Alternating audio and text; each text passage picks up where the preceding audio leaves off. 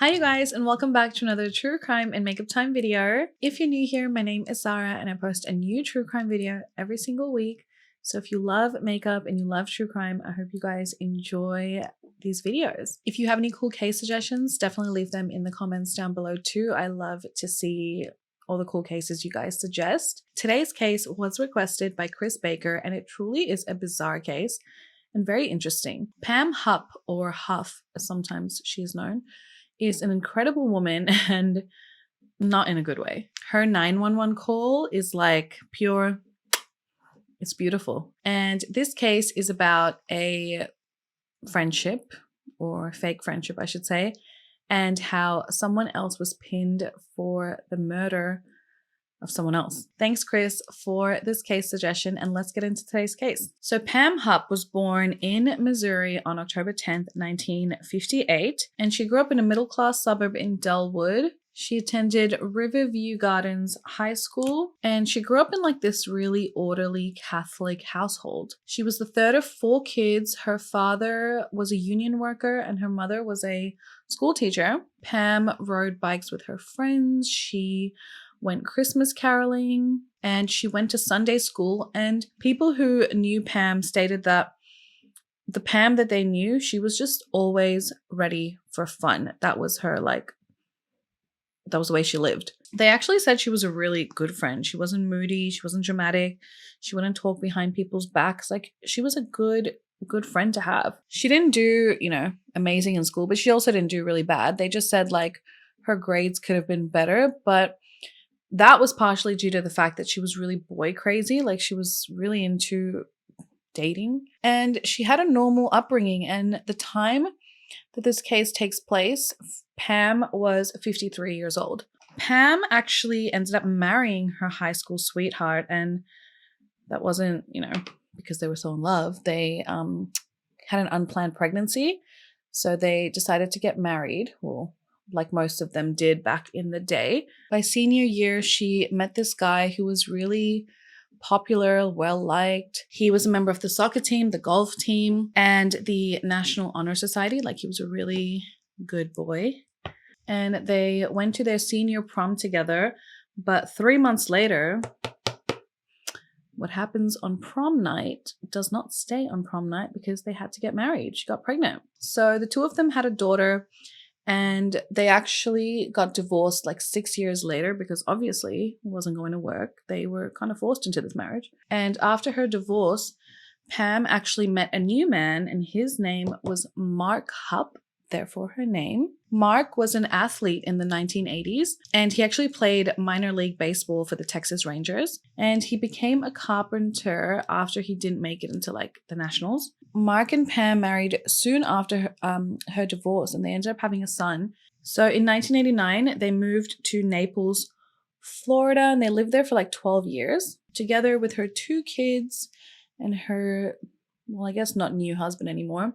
They moved to Missouri.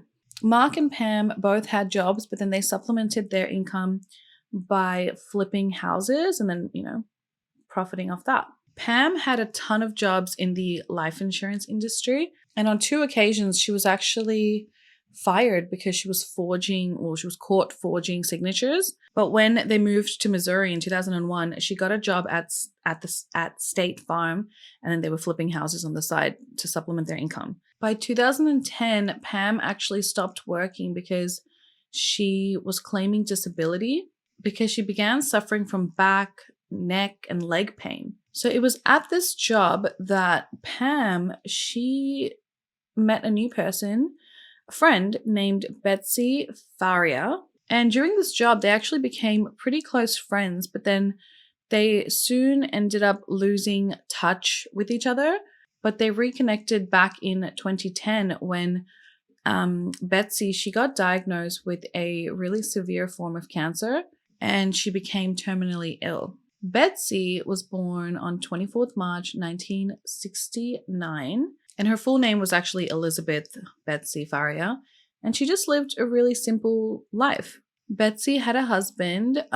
His name was Russ Faria, but before she actually entered into a relationship with him, she actually had a long-term relationship where she had 2 daughters And Russ and her 2 daughters, they became a family. Her daughters' names were Leah and Mariah Day.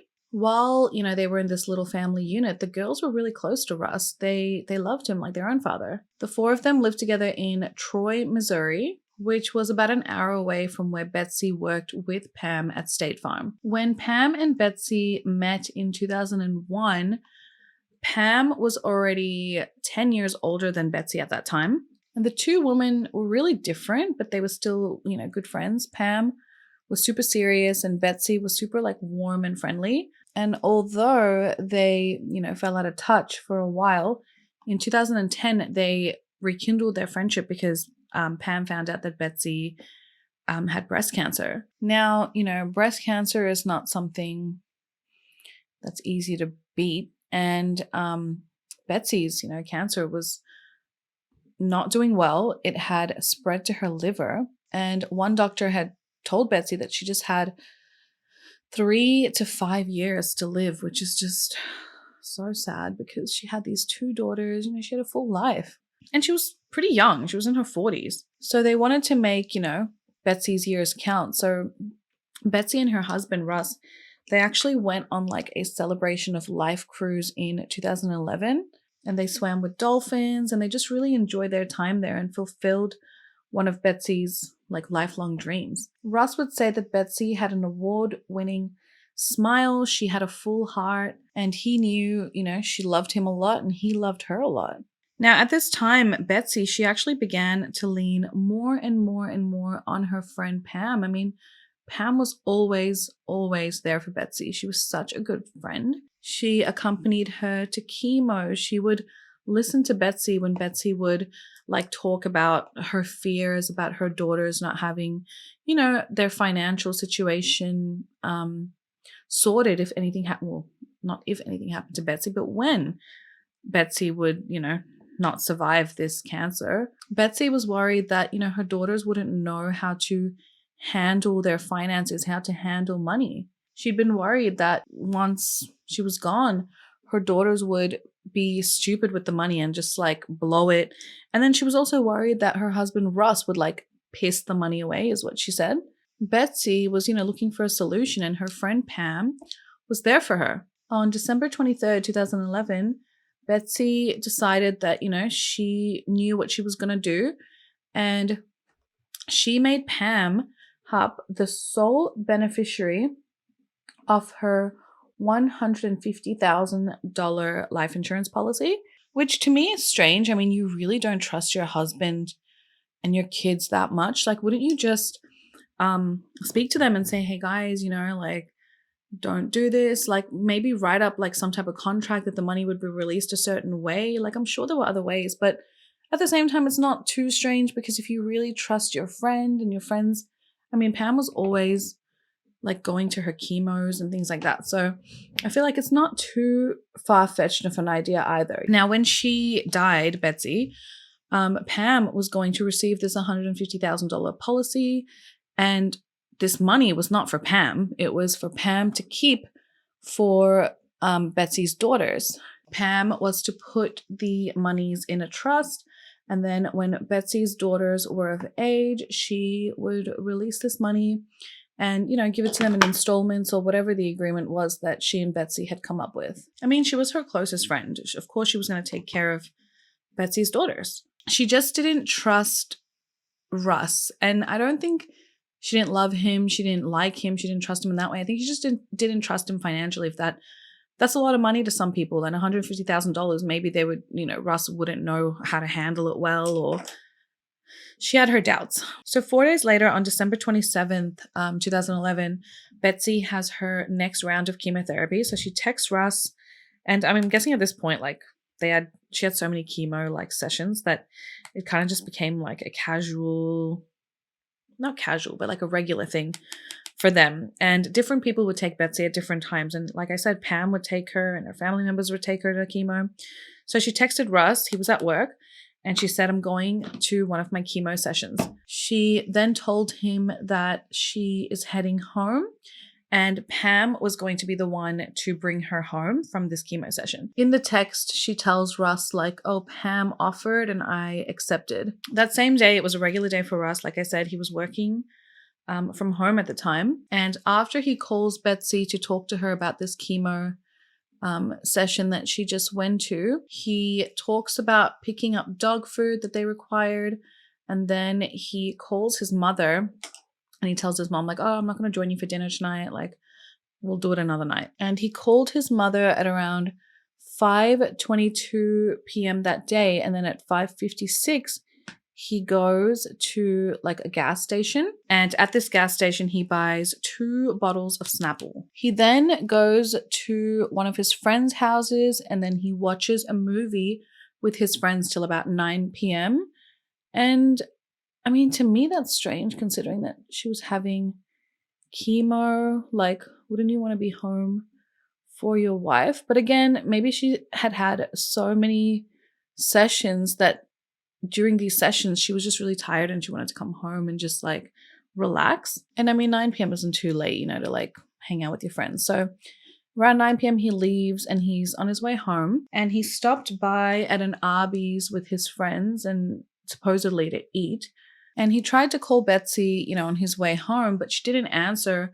But he wasn't too worried because earlier on the phone, you know, when he spoke to Betsy, and usually obviously after chemo sessions, you're going to be tired, but she had told him that she was probably going to be pretty tired because the doctors had told her that her white blood cell count was low. So he gets home at around 9:40 p.m. after he, you know, does all his bits and bobs, hangs out with his friends, and yeah, gets home 9:40 p.m. So he walks through the front door and he doesn't really like sense anything is wrong. He puts the dog food down that he bought, because remember they discussed buying dog food on the way home. Puts the dog food down in the garage. He takes off his jacket, puts it up, and he calls out for Betsy, like, you know, where are you, Betsy? And he's like wondering if she's taking a nap, like, where is she? Then he walks into the living room and that's when he sees Betsy. She was crouched on the ground next to their sofa, surrounded by the Christmas presents from the previous days. And there was a pool of blood surrounding her, so dark that it looked black to him. Russ collapses next to her. He screams out Betsy's name. And then as he looks closer, he sees a knife sticking out from her neck. And then he also saw deep, like, gashes on her wrists. It was later said that she had been stabbed 55 times. He later said that at the moment, like, he was like, maybe she's just feeling sick. Like, he didn't register what was really happening. But then when his brain registered, like, as he touched her hair and stuff, he felt like it was matted. And the pool of blood, like the blood was like drying in her hair. He was just like, oh my God. So the first thing that he thought of, he was like, oh my God, she committed suicide. Because Betsy had actually, you know, threatened to commit suicide before, and she'd actually been hospitalized before because of this. You know, maybe she wanted to just like go out her own way. She didn't want the cancer to get her. Russ knew that she struggled with this diagnosis, and maybe he thought, you know, she was done with it. The chemo was too much. Like, she just had enough. So Russ, he then calls 911. And on the 911 call, he says, you know, my wife killed herself. Like, she's bleeding. He's explaining the situation. He says she's got a knife in her neck and she slashed her arms. Like, obviously, he's just stating what he's seeing. So police then arrive on the scene. And as they're looking at the scene, they're like, it's clear that, you know, Betsy did not kill herself. She couldn't have done that to herself, not 55 times. And Russ didn't know that, you know, at the time. And I'm guessing when you're looking at a crime scene, you don't really, especially if it's your loved one, you're not just going to look at everything and be like, oh yes, there's a, you know, wound here and a wound there. Like, police could see that she had been stabbed 55 times, but could Russ? She had been stabbed through her eyes, and one of the injuries was through her eyes. And then the wounds on her were like cut to the bone.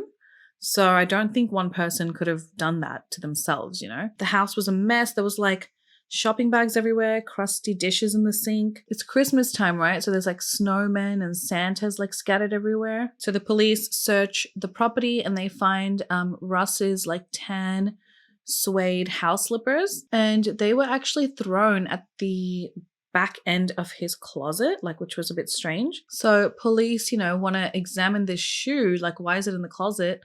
And then they see that there's like blood on it, like blood splatter on it. Then a second knife was found under like the couch pillow that Betsy was laying next to. So first responders arrived at the scene within 10 minutes of Russ's call, and when they arrived there, they determined that Betsy had already been dead for like over an hour at this point. Her time of death was later reported as being between 7:20 p.m. and 9:40 p.m., which is when Russ arrived home, 9:40 p.m. Now, what happened earlier that day? So Betsy was actually driven to chemo by a family friend. And then after chemo, she went to visit her mom's house. Pam, her friend, had actually called Betsy and offered to take her to chemo. But Betsy was like, that's fine.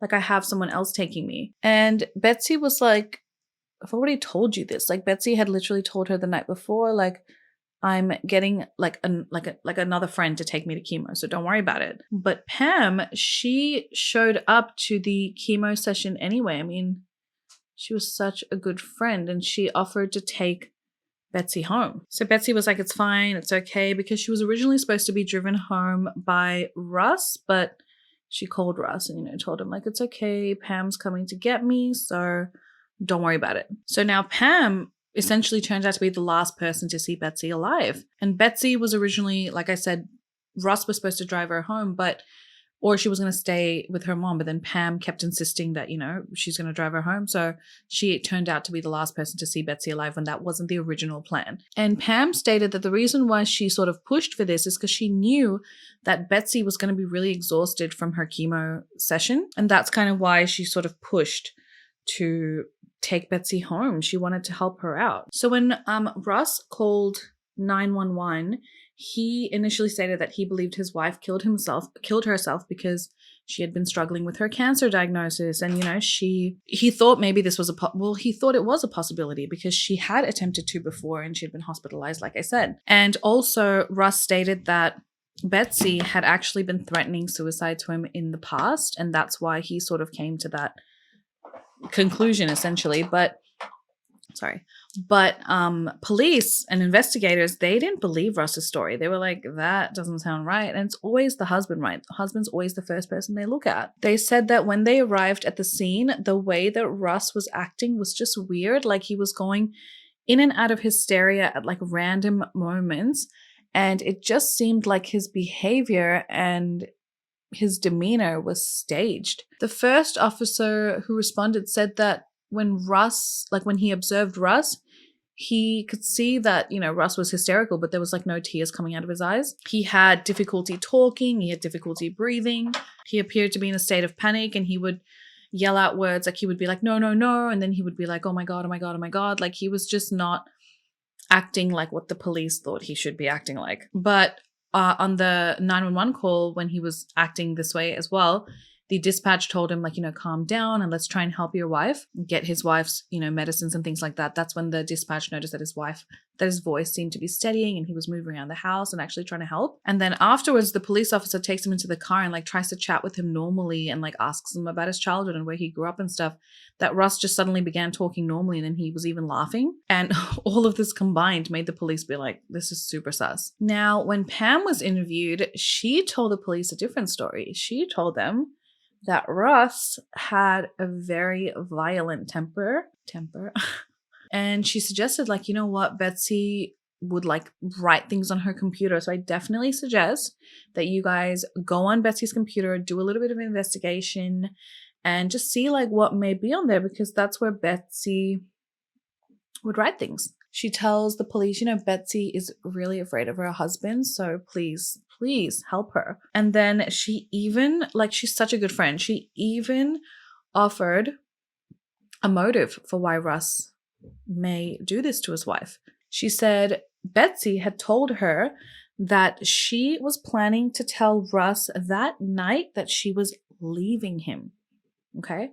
And she wasn't going to be with Russ anymore. Pam was fully cooperating with the police too, because she was the last person to see Betsy alive. So she offered her DNA, her fingerprints. She even let them look through her trash. So obviously Russ had a motive. I mean, Betsy was going to leave him, and he didn't want that. So on January 4th, 2012, Russ was charged with Betsy's murder. Now, to the police, the case seemed clear-cut. Betsy was going to leave Russ. Russ killed her in a fit of anger. Russ had an alibi. His 4 friends that he spent the night watching that movie with, they said, Russ has been with us the entire time. Like, what are you talking about? Like, he was with us. He could not have been there at the time that Betsy was killed. But the police were like, no, that's impossible. And whether they meant to do this or not, they kept overlooking the fact that Pam's statements kept changing. Like, everything she was saying would just change, like, oh, and then this happened, and then this happened. And she would just change it up a lot. So initially, Pam had told the police that she never entered the house, right? And then she changes and she goes, no, I did enter the house because I wanted to check like some light. Then she says, no, actually I went all the way in to the house because Betsy wanted to show me some new jewelry that she had bought. Ross had apparently bought Betsy this jewelry cabinet for Christmas, and Betsy really wanted to show it off to Pam. Pam said when she left Betsy, she was just snug as a bug in a rug on the couch, and that's when she left Betsy, and she's like, all right, bye, you just you rest, blah blah blah. Then after that statement, she goes, actually it kind of makes more sense if Betsy walked me to the front door to say goodbye. Like, did she stay on the couch or did she walk me? Kind of makes sense that she walked me to the front door. So everything just kept changing with Pam's story. So regardless of all these inconsistencies, the police is like, no, we have our man, like it's the husband, don't you know, blah blah blah. So they had Russ. Too bad. Russ killed her. I mean, they had evidence, right? Like Russ, there was blood on his freaking house slippers. I mean, well, duh, because he walked into a pool of blood, but the slippers were hidden, in a closet. So definitely Russ did it. And then the fact that he was going in between like calmness and then hysteria, like that was a clear sign that Russ was hella guilty. Plus, to make matters worse, Russ, he failed a polygraph test. So that even further solidified his guilt. Pam was telling the investigators that Betsy had told her the previous week they were at like a tennis club, and Betsy had told her how she was planning on leaving Russ and she was like over the marriage, how scared Betsy had been of Russ because the previous week he had put a pillow over her head to show her what it would feel like to die, like he was a horrible man. Their marriage was not what it seemed like. And Pam actually said that Betsy had written all of these details to her in an email, and that's how Betsy chose to communicate with Pam about this. But Pam said, she never received this email. So confusing, but this is Pam's story. So the police, tried to print out this email, but they couldn't connect to Betsy's computer or something like that. So Pam was like, I'm telling you, you need to go on Betsy's computer and look for this email because it's going to give you so much evidence against Russ. Like, I'm telling you, Russ is it. Russ is our guy. So police didn't find any of this suspicious, by the way. Like, Pam kept insisting, like, hey guys, please look for this email, but then she would correct herself and be like, it's a document, look for this document. She was just super sus. So Russ now, he's like, well, dang, I gotta defend myself. So he hires an attorney named Joel Schwartz, and Joel turns out to be Russ's cousin. So then at trial, Joel's telling the jury, like, guys, my client has like 4 solid alibis for himself on that night. We have proof that Russ was where he said he was going to be. I mean, cell phone data as well, like, correlates this. It clearly shows that Russ was more than 20 miles away from the house when, the supposed crime was taking place. Joel immediately was like, why isn't the police looking into Pam more when Pam was the one to see Betsy alive last? Like, why are they taking everything she's saying as like, yep, fact, when she was the one who actually saw Betsy last? Russ wasn't even there. Russ finished work, met his friends. Like, also CCTV footage showed Russ at like all these locations where he said he was going to be at or where he said he was at. On top of Pam being the last one to see Betsy alive, her freaking story keeps changing. And Joel, he's like, am I the only one here who like doesn't get it? Like, he's like, am I the only one who's like tripping? Because we aren't looking at Betsy. We're looking solely at Russ when there was someone else who we should be looking at. Betsy's story kept changing, and then she also didn't have an alibi for where she was at the time. Whereas Russ had like 4 people being like, no, he was with us. Pam, maintained her innocence, but refused to take a polygraph test because she claimed that she had some sort of disability which would prevent her from, being exposed to this polygraph test. She, had head injuries and memory issues, which if she took a polygraph test, it wouldn't really be fair to her because it wouldn't be reliable. This polygraph test wouldn't be reliable for Pam. So the police then ask a doctor to see Pam so they can clear her, to take this polygraph test. But Pam goes to the doctor instead and says, can you actually write me like a note basically saying that I cannot take this polygraph test, and do not let me take the polygraph test. Then during Russell's trial, Pam is the key witness against Russell when she didn't even witness anything. She claimed Russ was an aggressive drinker who abused Betsy horrifically, and despite convincing evidence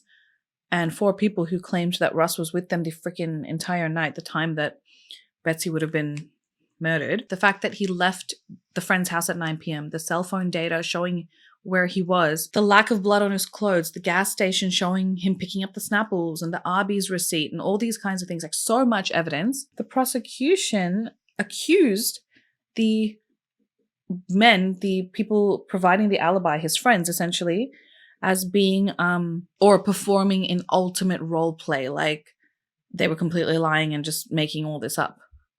So he was accusing them essentially of perjury. One of the officers, during the investigation, clocks Russ's drive home as 23 minutes. And, they stated that this is a sufficient time for Russ to kill his wife. But then when it was presented to the court, it was determined that if, the drive did take only 23 minutes, no stoplights, blah, blah, blah, Russ would have had 9 minutes to kill Betsy. 9 minutes to stab her 55 times, 9 minutes to clean up before calling 911. Forensics didn't find a speck of blood on his clothing, on his body, on his fingernails, hair, nothing. And through the CCTV footage, when he called the police and when the police arrived, he was still wearing the same outfit that he had been caught on CCTV camera, buying the Snapple and going to the Arby's in. He was wearing the same outfit. So he had time to do the laundry as well and dry it. Russ's trial began on November 18th, 2013. And remember that insurance money, the one that Betsy, allowed Pam to sign for? The judge didn't allow Joel Schwartz, the attorney of Russ, to even bring that up because he was like, this got nothing to do with the murder trial. The prosecution portrayed Russ as someone who cussed and had a really bad temper, had really heavy school loan debts. He was crude, he was bossy, and he wanted to be the beneficiary of his wife's life insurance policy. And he believed that he still was, that because Betsy only changed the policy in the couple days prior, that he would have thought that he was still the beneficiary of the policy and he would receive all the money, if he killed his wife. And the crazy thing is, the 2 stepdaughters, the ones that loved him, Leah and Mariah, they were now convinced that Russ killed their mother, and they even testified against him, stating that him and Betsy fought a lot. Wild. The prosecution also claimed that all that CCTV footage that Russ had been caught on was just him playing it up for the cameras, showing the cameras where he was at the whole time, trying to create an alibi for himself. They deemed this behavior to actually be super suspicious somehow. Despite none of the evidence, forensics, nothing, timelines, nothing matching up, the prosecution claimed that Russ killed Betsy, mutilated her body for some reason. Then he showered, he cleaned up the crime scene, all within 9 minutes, then called 911 and did all this to receive Betsy's life insurance money because he was like, I'm done. I don't want her to leave me. I want the money. That's what he did everything for. Even though Russ seemed like the most chill, sweet guy. Following this, Russ was then sentenced to life in prison without parole. I have never heard of a case where that happens with that little evidence. Now, his cousin Joel, his lawyer, He was like, I am not going to back down, because he did not believe that Russ was guilty. He persisted and filed an appeal, and then Russ was granted a new trial in 2015. During this trial, the lawyers were able to lay blame squarely on Pam Hupp. They suggested that the killer made a document/email on Betsy's computer to lay blame squarely on Russ. And they even called a forensic witness to prove that Russ's slippers, the ones with blood on them, they were like intentionally dipped in blood to make it look like Russ was the killer, and then he tried to like hide his slippers. Pam now fights back and says, no, actually, Betsy and I were in a romantic relationship, and Russ had now found out, and that was his motive now. 4 months later, Pam comes back and says, okay, well, you know what? I remembered something. I have some more evidence. She just like randomly had this memory like come back to her. She tells police, you know what? I saw Russ at the crime scene. Like, I remember seeing him there now. Back in 2012, she tells detectives, like, no, I didn't see anyone. Like, I just dropped Betsy off, and then, I left, and then the light story, and then the Betsy walking her to the door story, whatever. Like, now she's saying, no, I remember seeing Russ. He was there when I was there. But here she was 4 months later telling police, oh, I saw Russ. Actually, when I drove up to Betsy's house, I remember seeing a car there that night. It wasn't a white car, but it was like a light colored car. It was probably silverish, like a silver car. And inside the car, there were 2 men. And you know what? When I think about it and I look back, one of them was definitely Russ Faria. Okay, Pam. Pam was asked, okay, well, why did you become the sole beneficiary of Betsy's $150,000 life insurance policy? So she explained that, $100,000 of that was meant to be placed into a trust fund for Betsy's daughters, Leah and Mariah. And what about the other $50,000? Pam then says, well, my girlfriend, another girlfriend, like a friend, had also died of breast cancer previously in just August of that year. So August 2015. So they're in October now. And she says, the other $50,000 was meant to go towards helping my other girlfriend's daughter. She has a 12-year-old daughter, and she's all alone, and I'm trying to help her. And obviously the police go and they investigate this, and then they find out that this 12-year-old girl, she never received any help from Pam. And due to all these inconsistencies, Russ was finally acquitted in 2015 after serving 3 years in prison. And during this retrial, he was found not guilty. Now, it was clear that the prosecution withheld evidence in his first trial. And then like some other evidence came out that the prosecution or one of the prosecutors was having an affair with the police captain or something like that. So that also tainted the case. Russ later brought a civil lawsuit against 3 police officers claiming they fabricated evidence and failed to even investigate the other potential suspect that was there, being Pam Hupp. Russ was awarded $2 million in a settlement, which is funny because he got even more than what the prosecution was trying to claim that he was trying to get from Betsy's life insurance, $2 million. So towards the end of the first trial, actually, Joel Schwartz, the lawyer, actually asked Pam, like, hey, why is it taking you so long to set up this trust fund for Betsy's daughters? You received the money. Why are you not setting up this trust fund that you're supposed to allegedly set up? Pam's excuse was that her mother recently died, and she died from Alzheimer's, so Pam was too busy with that. I'm dealing with my mother's death, leave me alone. And Joel at the time was like, that was in 2013. So Joel at the time was like, who would lie about that? Like, I'm not going to press her. Like, her mother just died. I'm just going to let her be. Now, Pam's mother, Shirley, she was showing signs of dementia, but what actually killed her mother was not just, dying from old age from having dementia. She actually fell from a balcony. She had a 3rd floor apartment and she fell from the balustrade. And when it was being, looked at, the balustrade, like the 2 metal poles had been like pulled open. And when the case was when her death was being looked at, 2 of like the metal poles had been like they fell out throughout her fall. They were broken and they were lying against her body. And then 4 of them had been like stretched open, and it created an opening almost like 3 feet wide. But the guardrail on top, like the top stair railing was left intact, which was so weird. And when her mother's body was investigated, they actually found 8 times the regular dose of Ambien in her system. After lunch, a housekeeper went to check on Shirley because I think she lived at like a assisted retirement facility.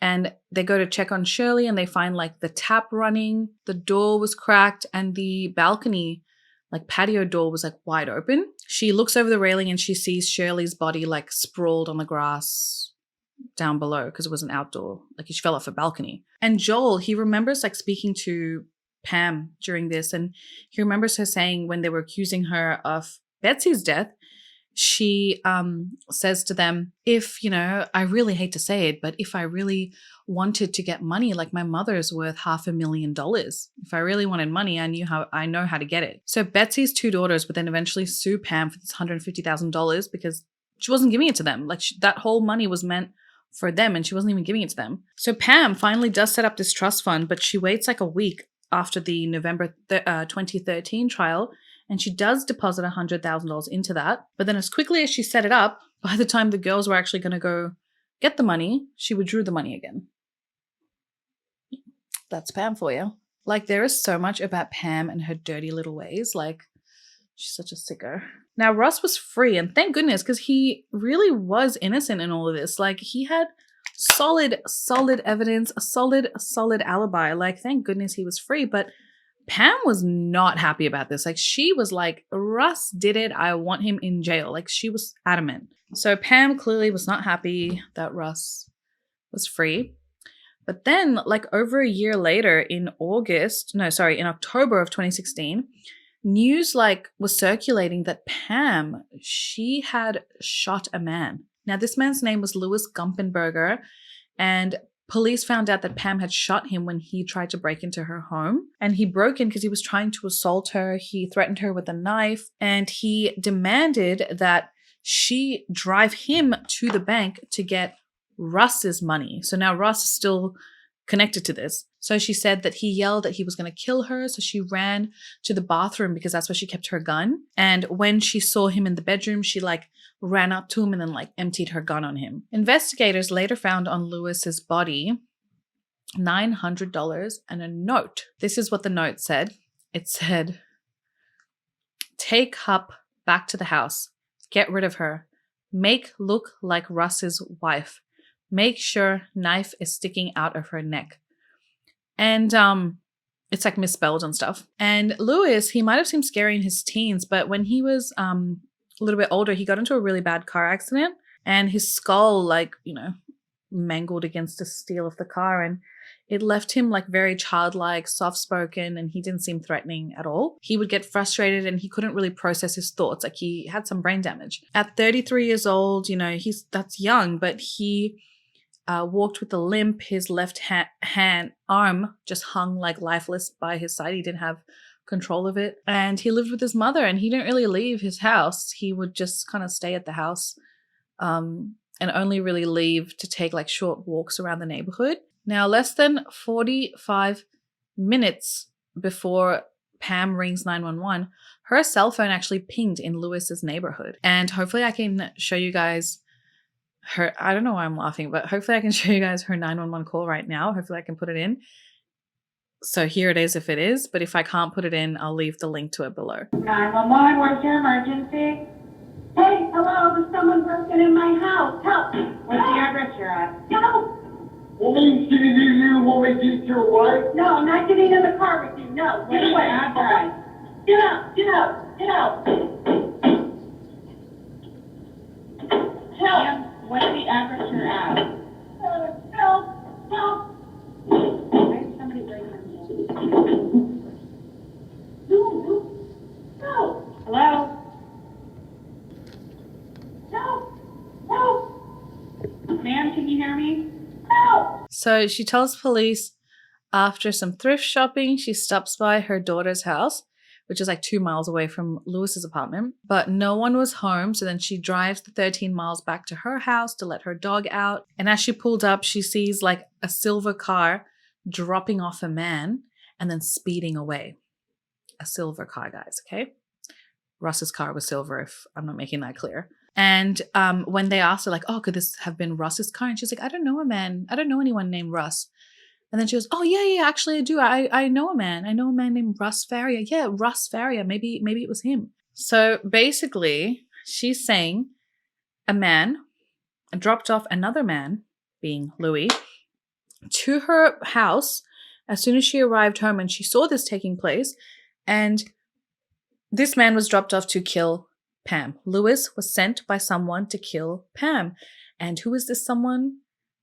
Russ. So on August 23rd, the prosecution and the police, they announced their theories of the case. Obviously, they had done some investigating and they found out some information. They believed that Pam lured Louis to her house because she pretended that she was a Dateline producer, and she offered to pay him money if he would reenact a 911 scene for the show. Then she'd shot him in cold blood.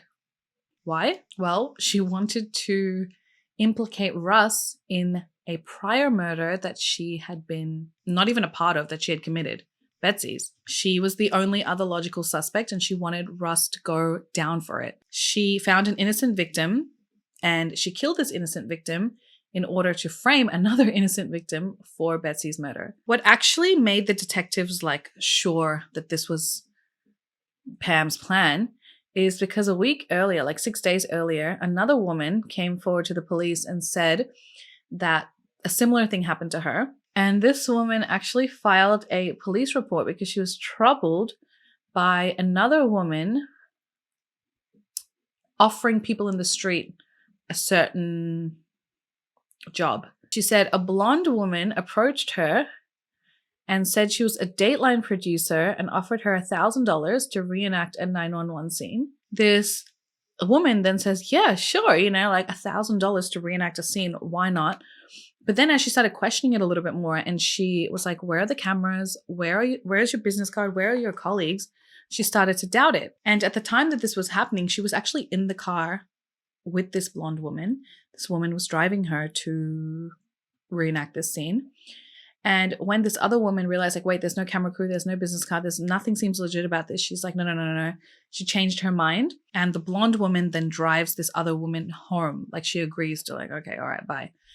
And on this other woman's CCTV camera, this car belonged to Pam. It showed her gray GMC Arcadia car, and it was her license plate and everything. It was Pam. The day after the shooting of Louis, Mark, Pam's husband, carries this garbage bag to the bin. Its contents were Shirley's will, her mother's will, Betsy Faria's death certificate, transcripts of Pam's police interviews from Russ's first trial, t-shirts and flip-flops, and a 1099 tax form, which I don't know what that is, relating to Betsy Faria, and yellow sticky post-it notes with multiple bank accounts that belong to multiple relatives of Pam's. And the $900 that was found in Louis's pockets, they took those serial numbers and they matched it with Pam's cash that she had on her, and the serial numbers matched with $100 bill that Pam had on her person.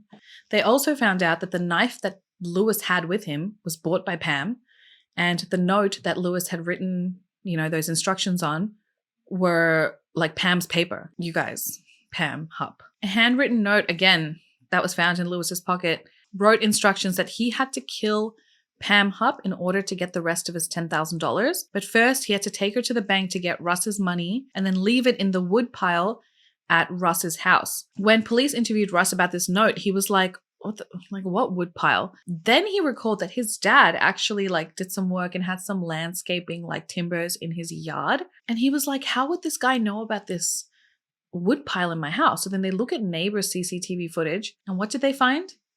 They found Miss Old Pam driving one way and then driving the other way real quick up and down Russ's street. And that's how she saw the woodpile in Russ's house.